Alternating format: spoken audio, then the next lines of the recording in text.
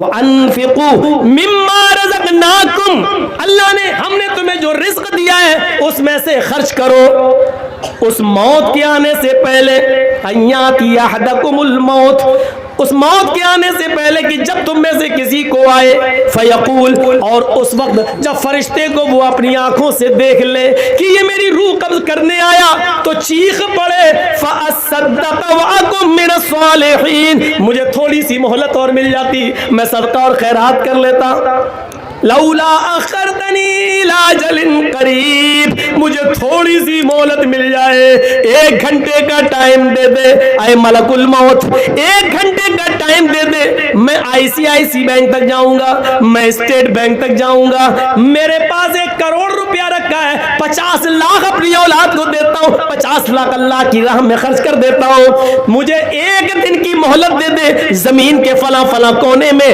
ہمارا مال گڑا ہے، اس کو نکال کر ہم راہ خدا میں ہم خرچ کر دیتے ہیں، تھوڑی سی مہلت دے دے، فَأَصَّدَّقَ، صدقہ کرنے کا ٹائم دے دے، خیرات کرنے کا ٹائم دے دے، مدرسوں میں زکوٰۃ دینے کا ٹائم دے دے، 1 دن کی مہلت دے دے، 2 دن کی مہلت دے دے، تاکہ میں صدقہ و خیرات کر لوں، مرتے وقت آخری وقت میں نیک لوگوں میں ہو جاؤں۔ آواز آئے گی، نہیں نہیں، ہرگز مہلت نہیں دی جائے گی، وَلَن يُؤَخِّرَ اللَّهُ نَفْسًا إِذَا جَاءَ أَجَلُهَا، جب کسی کی موت کا وقت آ جاتا ہے، جب کسی کا فکس ٹائم آ جاتا ہے تو اب اس کو مہلت نہیں دی جاتی ہے، ہرگز نہیں، اللہ لالچی نہیں ہے، اب 50 لاکھ کے لیے، 1 کروڑ کے لیے تجھے 1 دن کی مہلت دے دے گا، نہیں نہیں، اب تیری موت کا وقت آ چکا ہے، اب تجھے مہلت نہیں دی جائے گی، بالکل نہیں میرے پیارے ساتھیوں، مہلت مل چکی ہے اور ابھی مل رہی ہے،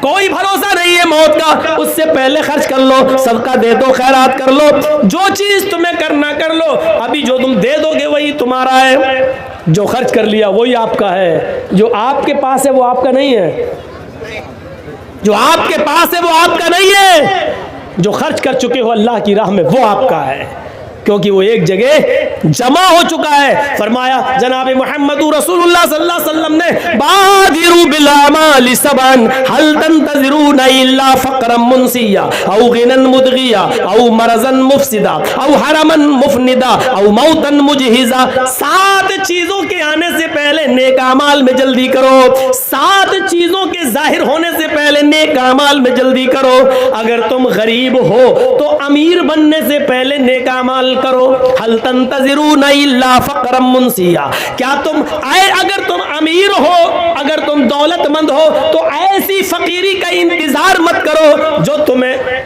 الا فقرا منسیا، حل تنتظرون الا فقرا منسیا، کیا تم ایسی فقیری کا انتظار کر رہے ہو جو تمہیں سب کچھ بھلا دے؟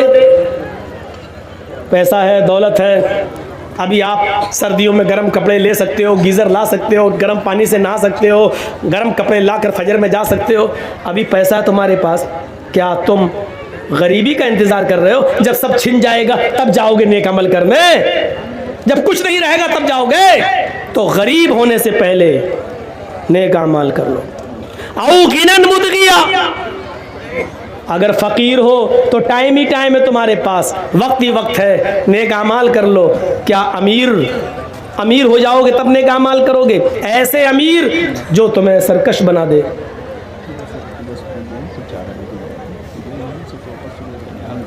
کے اوپر پیدا ہیں تو جو کہتے ہیں ایسے پلس میں ہونے کا وہ کہتے ہیں قدر میں ہوگا ہی نہیں، قدرت بند ہے، اس لیے مسئلہ ہو گیا، تو کیا کریں؟ خاص کر کے گاؤں کے جو ہیں کیا کرنا چاہیے؟ سے بولے کہ جو خدا ہے کہتے ہیں دیتے انسان، اور یہاں کچھ لوگ ہیں ان کو بولتے ہیں خاص کر سے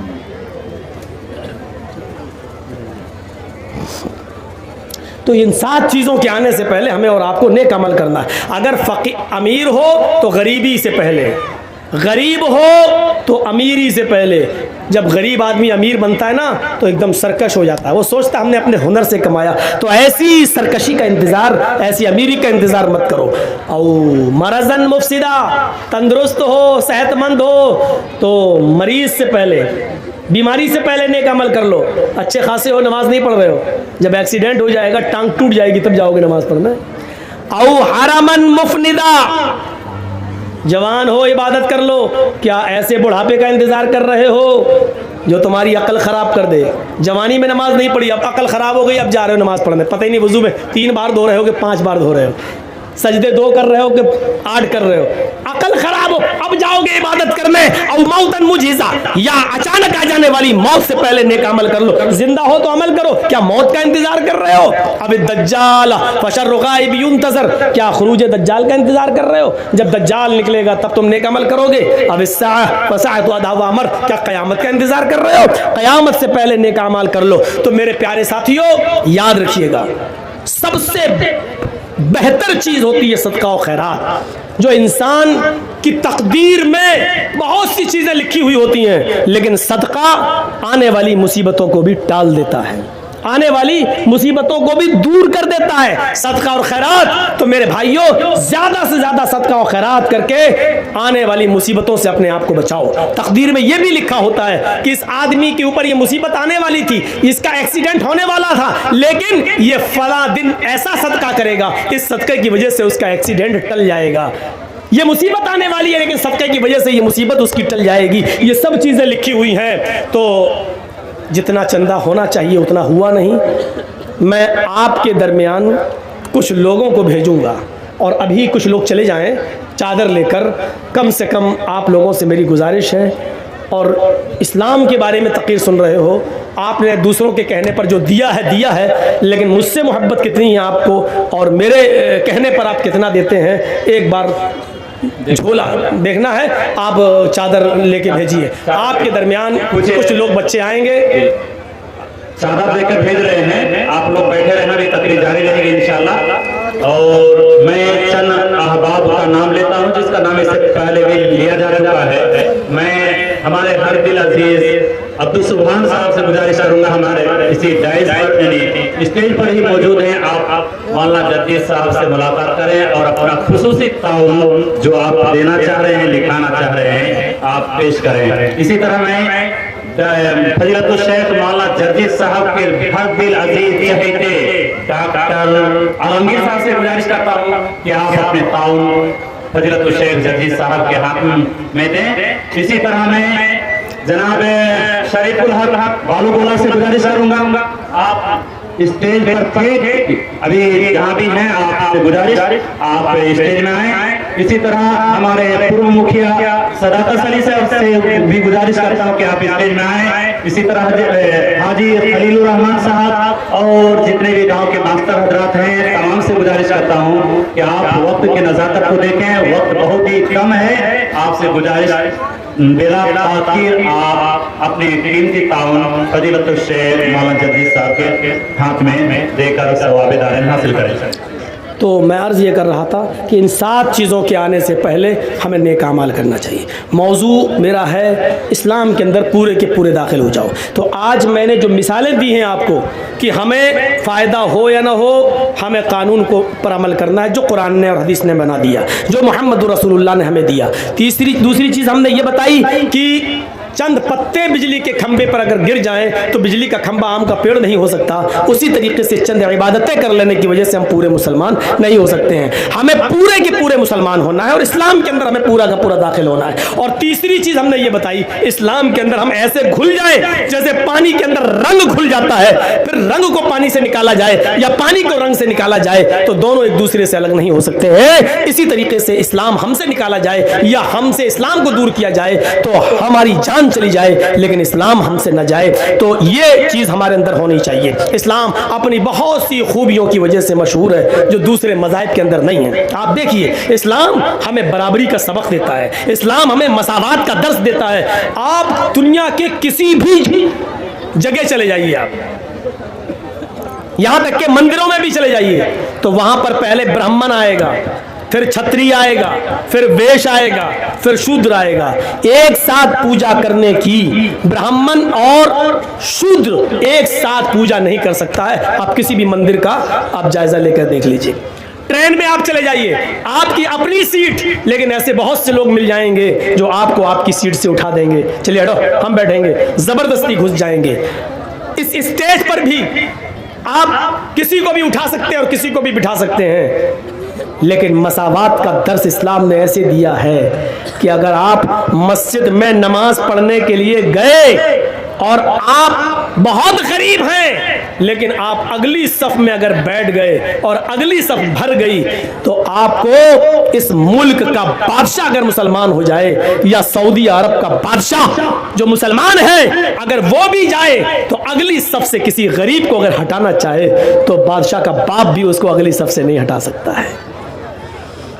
اس غریب آدمی کو جو اگلی صف میں بیٹھ گیا ہے اس کو کوئی نہیں ہٹا سکتا ہے. اب بادشاہ کو جہاں جگہ ملے گی وہیں اس کو نماز پڑھنا پڑے گی. یہ اسلام نے حق دیا ہے. تم اپنے گھر میں کسی کو بھگا سکتے ہو, اپنے گھر میں کسی کو اٹھا سکتے ہو, اپنی پنچایتوں سے اٹھا سکتے ہو. یہ مسجد ہمارا گھر ہے اور ہمارے گھر میں آئے ہوئے سب برابر ہیں, فقیر بھی اور امیر بھی, غریب بھی اور بادشاہ بھی. لہٰذا جو پہلے آیا اگلی صف میں بیٹھ گیا اس کو بھی زیادہ ثواب لینے کا حق ہے اور بادشاہ بھی اس کو اگلی صف سے ہٹانے کا پاور نہیں رکھتا ہے. یہ مساوات کا درس اگر ملے گا تو اسلام کے اندر ملے گا. حضرت عمر فاروق جب یروشلم جا رہے تھے اور یروشلم سے بیت المقدس تک جب اونٹ کا سفر کر رہے تھے تو اونٹ کے اوپر کچھ سامان لدا ہوا تھا, اس لیے اونٹ کے اوپر ایک ہی آدمی بیٹھ سکتا تھا. سامان لدا ہوا تھا, ایک ہی آدمی بیٹھ سکتا تھا. تو حضرت عمر نے یہ قانون بنا دیا, بیت المقدس تک جاتے ہوئے 1 میل تم پیدل چلو گے میں اونٹ پر بیٹھوں گا, پھر 1 میل میں پیدل چلوں گا تم اونٹ کے اوپر بیٹھو گے. تو ایک بار حضرت عمر بیٹھتے تو ان کا غلام اونٹ کی لگام پکڑتا, 1 میل کے بعد پھر حضرت عمر اونٹنی کی لگام پکڑتے اور ان کا غلام بیٹھتا. ایسے ہوتے ہوتے جب بیت المقدس آ گیا, سامنے دکھنے لگا, اس وقت حضرت عمر فاروق کی باری آ گئی کہ تم کو اونٹ کی لگام پکڑنا پڑے گی, اور غلام کی باری آ گئی کہ ان کو اونٹ پر بیٹھنا ہے. غلام کہنے لگا امیر المومنین اگر اس وقت آپ اونٹنی کی لگام پکڑیں گے تو آپ کی عزت کا جنازہ نکل جائے گا, کچرا نکل جائے گا. میں آپ کا غلام ہوں, آپ بیٹھے رہیے, میں اونٹنی کی لگام میں ہی پکڑتا ہوں. حضرت عمر فاروق اونٹ سے کود گئے, نیچے آ گئے, غلام سے کہا تم بیٹھو, میں تمہاری وجہ سے, میں بے عزتی کی وجہ سے اس جنازہ نکل رہا, میری عزت کا کچرا, اس وجہ سے میں اسلام کے انصاف کا مڈر نہیں کروں گا, مساوات کا مڈر نہیں کروں گا, سمانتا کا مڈر نہیں کروں گا. بیٹھو. اپنے غلام کو بٹھایا, حضرت عمر اونٹ کی لگام پکڑ کے چل رہے ہیں. حضرت عمر اونٹ کی لگام پکڑ کے چل رہے ہیں. وہاں کچھ یہودی کھڑے ہیں, کہہ رہے ہیں لوگوں سے کہ آئے مسلمانوں, کیا تمہارا امیر المومنین وہ ہے جو اونٹ کے اوپر بیٹھا ہوا ہے؟ اور مسلمان بیت المقدس کے پاس جواب دیتے ہیں نہیں نہیں, میرا امیر المومنین تو وہ ہے جو اونٹنی کی لگام پکڑ کے چل رہا ہے, اور وہ جو اونٹ کے اوپر سوار ہے وہ تو اس کا غلام ہے. اس کے بیٹھنے کی باری آئی تو حضرت عمر فاروق نے اس باری کو قبول نہیں کیا اور اونٹنی کی لگام پکڑنا ہی گوارا کیا, لیکن اس غلام کو نیچے اتار کر اس سے اونٹ کی لگام پکڑوانا گوارا نہیں کیا. یہ حضرت عمر ہے جو اونٹ کی لگام کو پکڑے ہوئے ہیں. اس منظر کو دیکھ کر بہت سے یہودی کلمہ پڑھ رہے تھے, اشہد ان لا الہ الا اللہ و اشہد ان محمدن عبدہ و رسولہ. میرے پیارے ساتھیوں, اسلام کے اندر پورے کے پورے داخل ہونے کا مطلب یہ ہے کہ یہ سمانتا بھی دکھلانا پڑے گی, یہ برابری بھی دکھلانا پڑے گی, ہاں تقویٰ بھی اپنے اور اپنے اقربا کے ساتھ انصاف بھی کرنا پڑے گا. ملک شام حضرت عمر فاروق کا بیٹا گیا ہوا تھا, ایک جہاد میں جانا تھا, لیکن وہاں کھجور کے پانی کو جو سڑ گیا تھا اور نبیذ اس میں کسی طرح نشہ آ گیا تھا, اس نے وہ پی لیا. حضرت عمر فاروق کے بیٹے نے پی لیا, پینے کے بعد عمر فاروق کے بیٹے کو نشہ آ گیا. وہ سمجھے کہ یہ کھجور کا سڑا ہوا پانی ہے, اس میں نشہ نہیں ہے, پی گئے. پینے کے بعد پتا چلا کہ یہ تو نشے والی چیز تھی, لیکن لوگوں میں مشہور ہو گیا عمر فاروق کے بیٹے نے نشہ کیا ہے. وہ عمر ابن عاص کے پاس آئے اور کہا کہ میں نے نبیذ پی لی تھی, مجھے کوڑے مارے جائیں. حضرت عمر ابن عاص نے ان کو 40 کوڑے مار دیے. 40 کوڑے جب پڑ گئے تو حضرت عمر فاروق کو مدینے میں جب پتا چلا کہ میرے بیٹے کو 40 کوڑے مارے گئے, اس نے نشہ کر لیا تھا, تو ایک گھوڑا بھیجا, اسپیشل گھوڑا, اور عمر ابن عاص کو ایک لیٹر لکھا, گورنر صاحب میرے بیٹے کو اس گھوڑے پر بٹھا کے واپس کر دو اور مدینے میں بھیجو. جب عمر ابن عاص نے عمر فاروق کے بیٹے کو مدینہ میں واپس کر کے بھیجا تو بیٹا سوچ رہا تھا کہ میرے باپ خوش ہوں گے. باپ نے ان کو گھر میں ان کی ماں سے نہیں ملنے دیا, کہا بیٹے ادھر آؤ. इधर खड़े हो जाओ। मैंने सुना है कि तुमने मुल्क शाम के अंदर नबीस पी ली थी जिसमें नशा आ गया था। बेटे ने कहा हाँ। कहा फिर तुम्हें सजा मिलनी चाहिए 40 कोड़ों की। कहा मेरे अब्बू वो तो मुझे अमर इब्न आस ने 40 कोड़े मार दिए, मेरे पीठ पे पड़ गए हैं, मैं आपका बेटा हूं, बेइंसाफी कैसे कर सकता हूं? 40 कोड़ों की सजा तो मैंने मुल्क शाम में अपने ऊपर खा ली। हजरत उमर ने कहा नहीं बेटे वो सजा नहीं मानी जाएगी, सजा वो होगी जो मैं तुम्हें दूंगा। फिर 4 जल्लाद मुतय्यन किए और चारों के हाथ में एक एक कोड़ा दे दिया और एक जल्लाद से कहा 10 कोड़े मार के तुम हट जाना, फिर दूसरा जल्लाद मारेगा, दूसरे से कहा 10 कोड़े तुम मार के हट जाना, फिर तीसरा मारेगा, ताकि जो कोड़ों की सख्ती बराबर रहे और कोई थक न जाए। इसलिए एक आदमी 40 कोड़े नहीं मारेगा बल्कि 4 जल्लाद जोर जोर से 40 कोड़े मारेंगे। जब 40 कोड़े पड़ गए तो बेटे ने कहा अब्बू क्या ये बेइंसाफी नहीं है कि 40 कोड़े मैंने मुल्क शाम में खाए, फिर यहाँ आने के बाद भी मुझे 40 कोड़े मारे गए, आखिर फिर मुझे वहां मुल्क शाम में क्यों मारे गए? वो कोड़ों का क्या होगा जो मैंने वहां खाया? उमर फारूक का जवाब था मेरे बेटे मुल्क शाम के अमीर गवर्नर के ऊपर मेरा एतबार नहीं है, उसने तुम्हें कोड़े मारे हैं, लेकिन मेरा दिल कहता है उसने तुम्हारे साथ रियायत बरती होगी, जितनी जोर से मारना चाहिए उतनी जोर से नहीं मारा होगा, इसलिए कि तुम अमीरुल मोमिनीन के बेटे हो, इसलिए कि तुम उमर फारूक के बेटे हो। मैंने सोचा कि वहां तुम्हें पक्का और सच्चा इंसाफ नहीं मिला होगा, आज मिला है। मैंने 4 जिल्लादों से 40 कोड़े पड़वाए हैं तुम्हें। ये थे मुस्लिम, इस्लाम के अंदर इनको कहा जाता है कि ये पूरे के पूरे इस्लाम के अंदर दाखिल थे। मेरे प्यारे